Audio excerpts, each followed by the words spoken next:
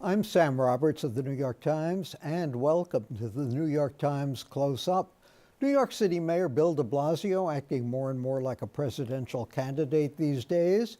He's holding fundraisers, visiting early primary states, but he only has a 43% approval rating among his hometown New Yorkers. So is he serious? Does he have any shot if he jumps into an already crowded field? The Fresh Air Fund has been taking New York City kids from low-income communities to the country for some summer fun since 1877. You'll hear from the Fresh Air Fund's executive director about the nonprofit's mission. Later on, I'll add my thoughts on CODA.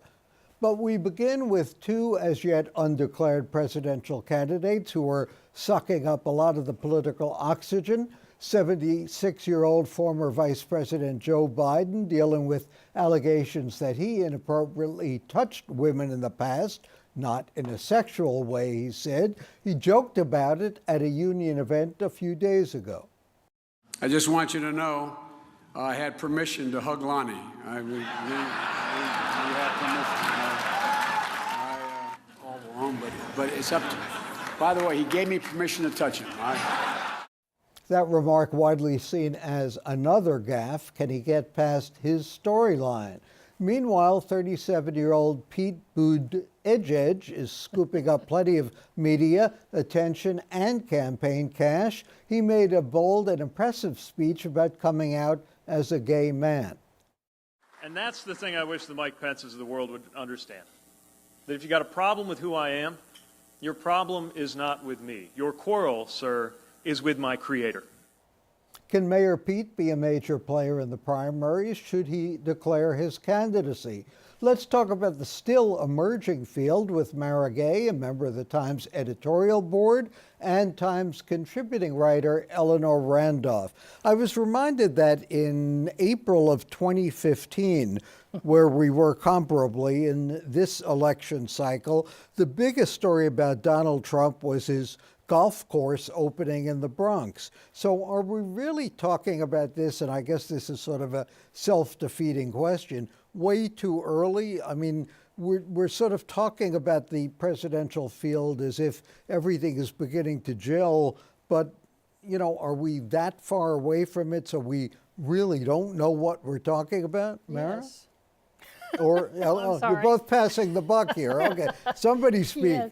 No, you know, Peter Hart, who was a great pollster, used to talk about how he would make a whole lot of money by betting against the field. And, you know, he would talk to somebody, I'll bet $100 that it won't be whoever you think it's going to be. And you know, as he said, he made money every election season by doing that.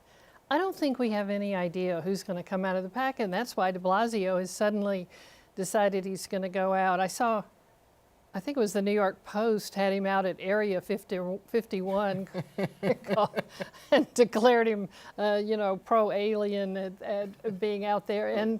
But it's really too early to tell who's going to really come out of this pack. And what do you think, Mara? No, I agree completely. I also think it isn't too early to get some sense for what voters are interested in. And I think right now we're seeing people are talking about what you call kitchen sink issues like healthcare, but they're also talking about providing a check on the president in terms of the Democratic field.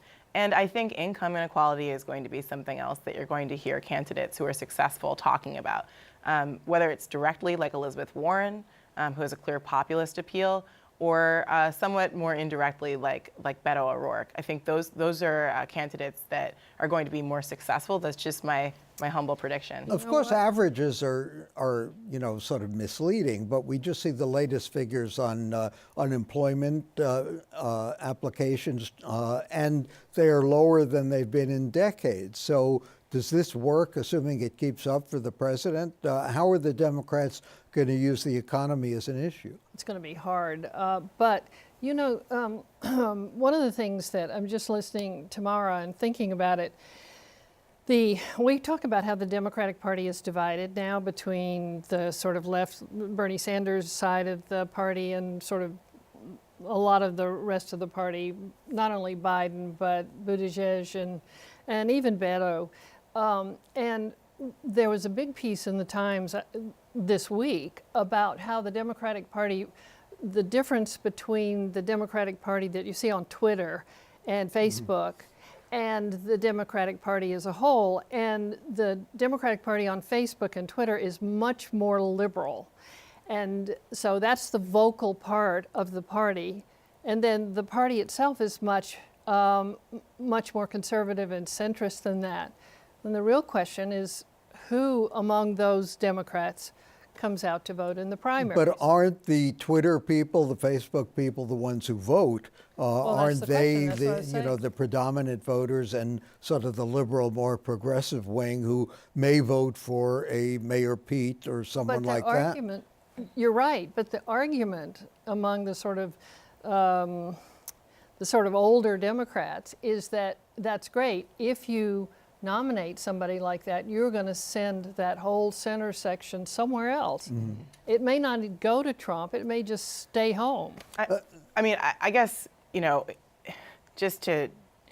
think that's very true. I think there's a way to appeal to a centrist group of people by talking about the economy. And you're right, the unemployment rate is low, but income inequality is a little bit of a different animal, as you know, Sam. And so I think it has broad appeal when you start talking to Americans about their concerns that their children aren't going to do as well as they did, that wages have been stagnant, that it's hard to buy a home, especially in cities where most young people want to live, that young people are worried about future benefits that their parents and their grandparents had or have right now and are enjoying. So I actually think those are issues that cut across a wide swath of the country. And I wouldn't, if I were a Democratic candidate, I wouldn't cede that ground to Republicans, especially after they passed a massive tax break for the richest Americans and kind of left out the middle class in the long run. So I wouldn't cede that ground. Eleanor, if we see so many liberal candidates, progressive candidates, isn't it possible that they will split up the vote and someone like a Joe Biden, assuming he stays in the race or gets into the race, will then emerge with a plurality? Well, that is, I've been working on this book on Mike Bloomberg, and that was one of the arguments they had about why he might get in the race, because they saw that you see this division of Warren, Sanders, all of them, and then this center path. And I think that's what Biden's looking at now, the possibility of a center path. And Biden, like Bernie Sanders, is going to be talking about health care. That is what the Democrats are going to be able to sell, hook, line, and sinker when it comes to the election. Well, particularly since in all this time, pre-Obama, the Republicans have not come up with an alternative. Thanks to Eleanor Randolph for joining us. Mara Gay is going to stay, and we'll talk about Mayor de Blasio and his popularity coming up next.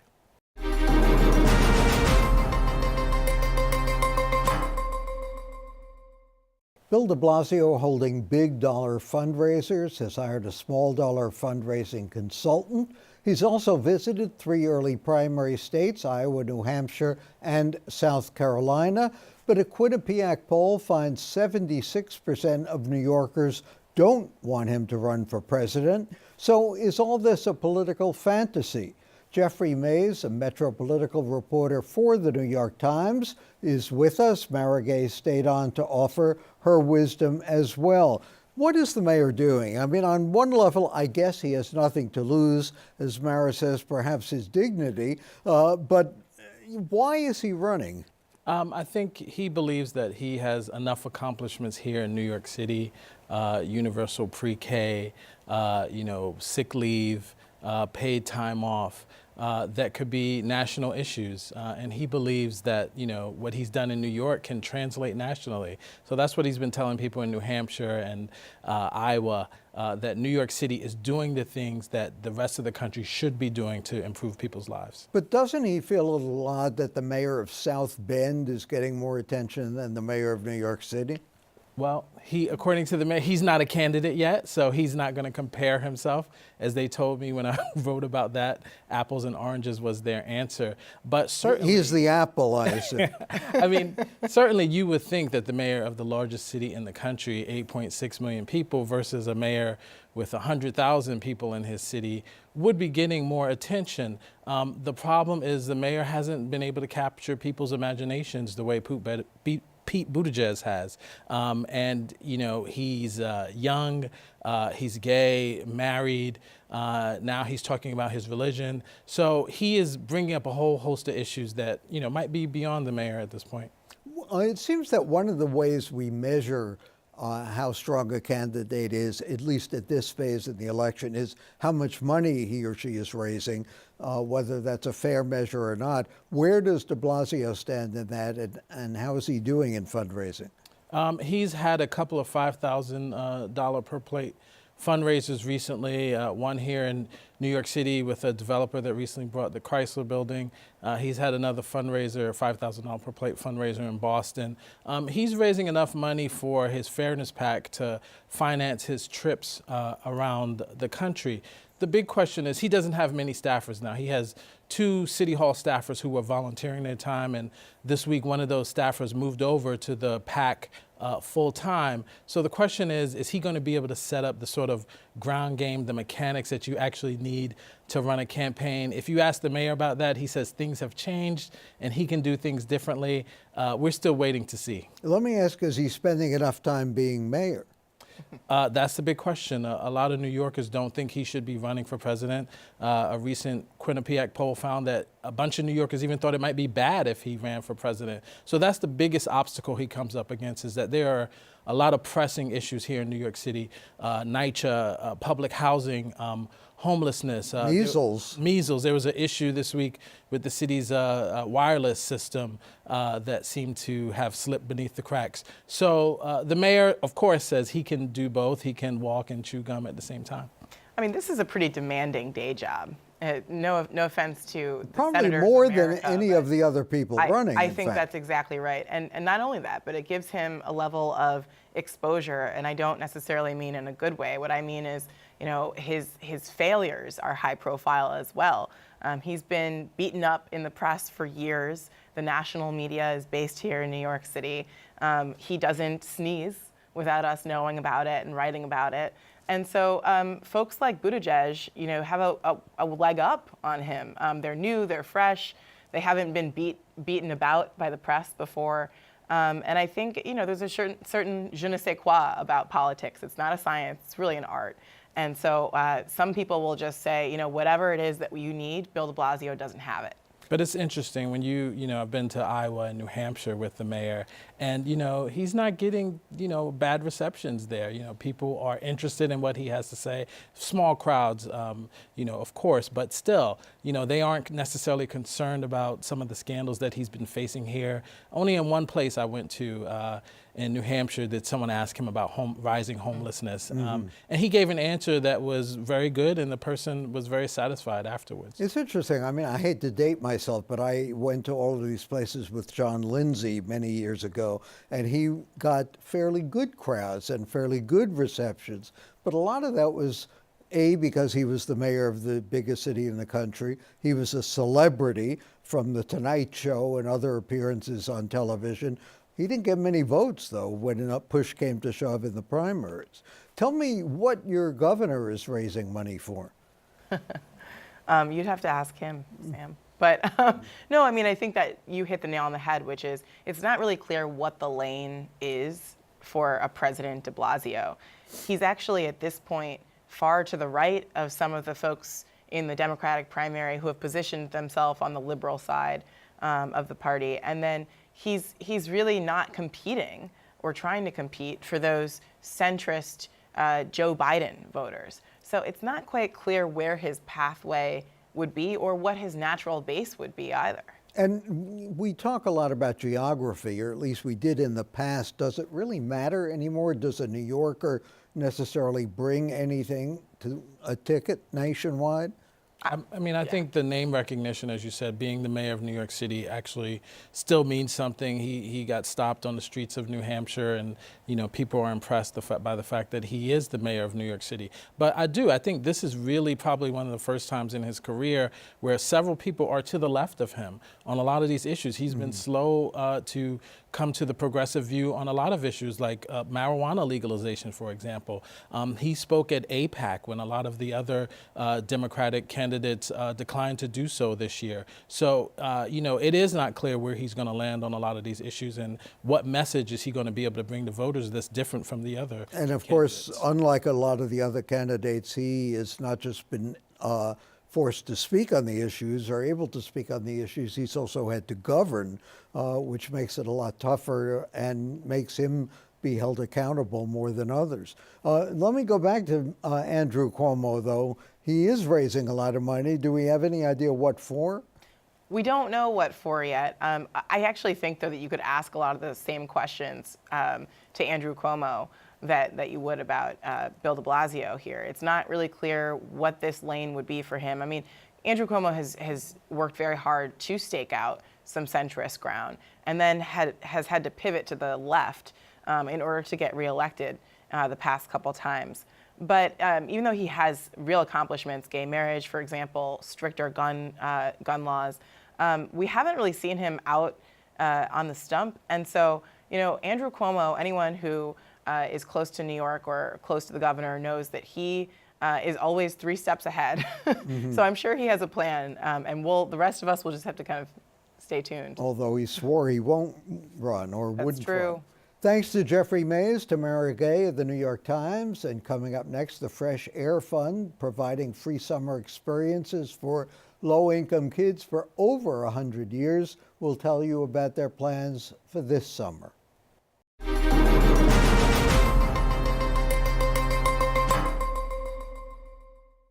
More than 1.8 million New York City kids from low-income communities have benefited from the Fresh Air Fund's program since 1877. The New York Times has supported their efforts for over 50 years. So as the city changes, how has the Fresh Air Fund adjusted its programs but stuck to its core mission? Fatima Shamma is the fund's executive director. She joins us. You were just telling me how the Times got involved with the Fresh Air Fund. It used to be run by the Herald Tribune. How did we get involved? So the Herald Tribune was closing its doors, and Arthur Sulzberger Sr., known to us as Punch Sulzberger, called the Fresh Air Fund and offered that rather than the Fresh Air Fund going away because of the Tribune's closing its doors, that the New York Times would step in and help support the Fresh Air Fund. And Punch Sulzberger became our chairman and led the organization, and a partnership between the Fresh Air Fund and the New York Times started over 50 years ago and continues. And of course, people can contribute to keep it going because it does cost to send these kids away to summer camp and for the programs that are ongoing. But let me ask, when kids have to put up with so much today, they always did, you could argue, in poor neighborhoods, but how much impact does going away to the country, to the fresh air, really have for 1 or 2 or 3 weeks a year? So I'll start with this organization's mission was born in 1877 in response to a public health crisis. And so as tuberculosis was affecting the communities on the Lower East Side, the idea of connecting kids to fresh air to cleanse their lungs was born. The issue today is not tuberculosis, but kids are exposed to gun violence and gang violence and unsafe places to play and diabetes and rising rates of asthma. And so this is still a public health opportunity. The ability to allow a child to be a child and to be free and to experience an environment that is completely focused on their safety and their well-being in the summer during the out-of-school time is critically important. And so whether it's 1 week or 2, enough literature exists out there that suggests that the toxic stress, the trauma that a young person should be out of could really be extraordinarily powerful to their child development. And most people don't realize the Fresh Air Fund is not just a summer program. So our relationships with kids start in the summer, but then they blossom year round. And so children can start with us either in our summer camping program or with a visiting host family model, which is actually the program that's 143 years old. And then we continue our relationships with children throughout the year, mostly starting in the middle school years. And so once you're a middle schooler, we offer through our career awareness model program, tutoring, job shadowings, career fairs, and that blossoms into, hopefully, if children are interested, our College Connections program. And so we can connect you to considering what college options are, and then, of course, pursuing them. Have the changing demographics made any difference in the kids coming into the program or the host families who are helping the kids? Yeah, so the Fresh Air Fund has reflected, the communities we serve completely reflect the communities that are forever making New York City their home. And so the immigrant landscape of who we served in 1877 were families that spoke Hungarian or families that spoke Yiddish or German. And today, the families we serve overwhelmingly are New Yorkers, the breadth of New Yorkers, whether they're from the African American community or from the Latino community. But we see, similar to the demographics of our growing immigrant communities, large communities from the Mexican who come to New York from Mexico, a large population of our Chinese new immigrants, a Dominican community. So we're seeing really the parallels in the changing face of New York find their way into our services as well. And are the host families as diverse also? That's a great question. I would say that the diversity of our host families has completely, is evolving as well. It's everything from more multi-ethnic families to same-sex families to families who are empty nesters who want to participate in hosting. So it's the evolution. You can learn more about the Fresh Air Fund at that website. And of course, there's going to be a special supplement in the New York Times on April 26th. Thanks to Fatima Shama, and I'll add some of my thoughts about immigration, a subject very closely related, on CODA coming up next.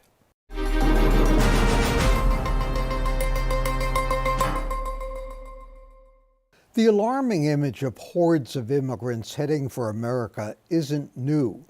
2 centuries ago, when the Indians were being evicted to west of the Mississippi, a New York congressman wondered aloud what would happen when their western territories became too crowded and they returned east to demand their land back.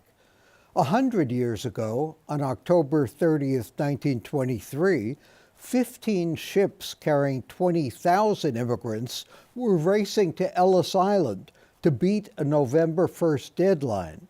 That's when national quotas would take effect. Or in 1939, when the liner St. Louis, crammed with 1,000 passengers fleeing Nazi Germany, was refused permission to dock. Those images can be scary. The demand for an orderly process is genuine. To claim, though, as President Trump has been doing consistently, that our country is full isn't even close to true. People are entitled to their own perspective, but this isn't a question of half empty or half full. Measured by density, we don't even come close. Even the Indians were ambivalent about the first immigrants from Europe hundreds of years ago. Most Americans have been conflicted about newcomers ever since. They were needed for the jobs that native-born workers rejected, to fulfill our manifest destiny, to infuse the population with taxpayers who would support the elderly. But today the nation's population is growing more slowly than at any time since 1937. We've got 1/3 the population density of Europe and 1/4 of China's. More people live in New York City than in the entire states of Idaho, Montana, New Mexico, North Dakota, South Dakota, Vermont, Wyoming, and the District of Columbia combined. The population density of Manhattan is about 72,000 people per square mile. At that rate, every American now living in all the 50 states, Puerto Rico, and the rest of the U.S. territories could comfortably fit in the state of Connecticut, leaving the other 49 empty for new immigrants. We may be fed up, but our country isn't full. We forget, though, that when the Statue of Liberty was dedicated in 1886, the only immigrants mentioned were, quote, the illustrious descendants of the French nobility who fought for American independence. It was only later that we formally welcomed the tired, the poor, and even the wretched refuse whose descendants fear the huddled masses who seek to come to America today. For the New York Times and CUNY TV, I'm Sam Roberts.